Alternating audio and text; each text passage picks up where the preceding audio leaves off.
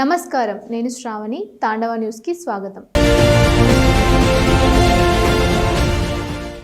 Telugu Desam party 44వ ఆవిర్భావ దినోత్సవం సందర్భంగా తూనిపట్నంలో టీడీపీ శ్రేణులు ఉత్సాహంగా వేడుకలు నిర్వహించారు. పలు ప్రాంతాల్లో పార్టీ పథకాలను ఆవిష్కరించి ఎన్టీఆర్కు ఘన నివాళులు అర్పించారు. తెలుగుదేశం పార్టీ 44వ ఆవిర్భావ దినోత్సవం సందర్భంగా తునిలో పలు ప్రాంతాల్లో టీడీపీ పతాక ఆవిష్కరణ కార్యక్రమాన్ని అట్టహాసంగా జరిగాయి. తునిపట్నంలోని సాయినగర్లో ఉన్న టీడీపీ కార్యాలయంలో పార్టీ సీనియర్ నేతలు ముందుగా నందమూరి తారక రామారావు చిత్రపటానికి పూలమాలలు వేసి ఘన నివాళులు అర్పించారు.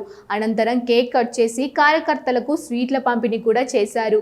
ఈ సందర్భంగా పార్టీ నేతలు మాట్లాడుతూ తెలుగువారి ఆత్మగౌరవం కోసం, అభ్యున్నతి పార్టీ కోసం ఎన్టీఆర్ స్థాపించిన టీడీపీ పార్టీ నేటికి ప్రజలకు అండగా నిలుస్తోందని తెలిపారు.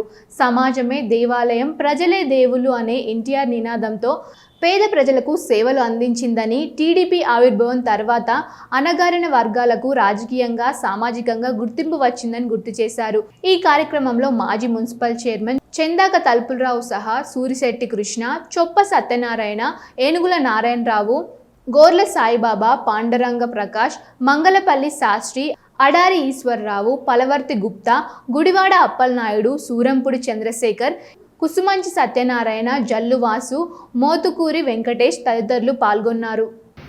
ఇప్పుడు వరకు చూసిన ఎలక్షన్లు అన్నీ ఒక ఎత్తు, ఇప్పుడు అయిన తర్వాత జరుగుతున్న కార్యకర్తల తీరు ఒక రకంగా కనపడుతున్నారు. ఇక నుంచి అయినా అందరూ పల్లకి ఎక్కిద్దామని మాత్రం కార్యకర్తలు ఎప్పుడు చూడొద్దు. మోసేవాళ్ళు మొయ్యాల, పల్లకి ఎక్కువ లెక్క. అది మాత్రం ప్రతి కార్యకర్త అర్థం చేసుకొని నా వల్ల తప్పు ఉంటే క్షమించండి. ఎవరు తెలిసి బాటలో నడిస్తే అంతా సక్రంగా ఉంటుంది చెప్పి నేను మనసులో అనుకుంటున్నాను. ఇక రామకృష్ణ గారు దృష్టాంతో ఒకటే, మేము ఎప్పుడైనా దగ్గరికి వెళ్ళినా నుంచోనడమే, ఏం కావాలయ్యా మాకు పని లేదు ఉంటే కనిపిస్తారండి, పని చూసి వెళ్ళిపో. ఆ క్రమశిక్షణ నేర్చుకున్నప్పుడు దాకా అదే తీరులు ఇప్పుడు కూడా మసులుతున్నాం.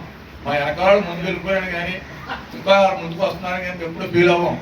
ఎప్పుడు వెనకాల ఉండి నడుపుకుంటాం. ఈ తీరేమో నచ్చి చెట్లనే చూసుకుంటాం. ఇక్కడి నుంచైనా కార్యకర్తలు ఒకటి మాత్రం ఆలోచించుకోవాలి. వాటిలో తిరిగి కార్యకర్త కష్టం ఉంటుంది, నష్టం ఉంటుంది. ఏడిసిన రోజులు కూడా మీ కార్యకర్తలు రోడ్లను తిరుగుతాం.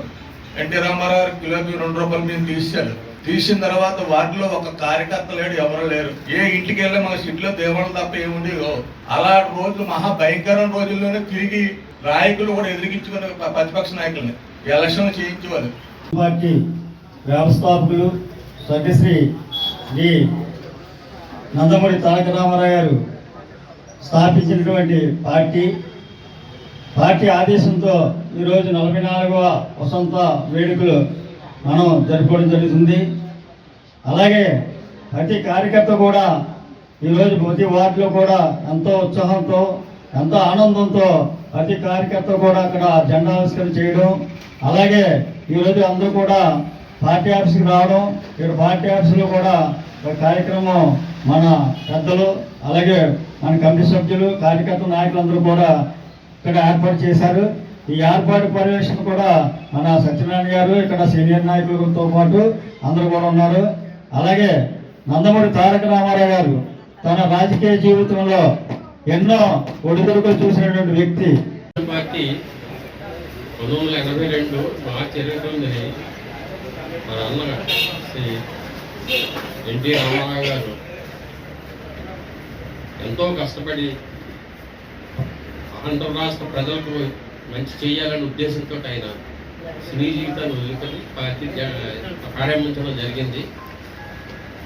ఆయన మీద ఉన్న అభిమానం, ఆయన యొక్క కార్యదీక్షకి మేమందరం కూడా ఆ రోజుని కట్టుబడి మేము తెలుగుదేశం పార్టీ జెండా 1982 జూన్ 22వ తారీఖుని సీతారాంపురంలో మొట్టమొదటిసారిగా పడాల సన్యాసరావు గారు ఆ ఇంటి దగ్గర మేము జెండా ఎగరేయడం జరిగింది.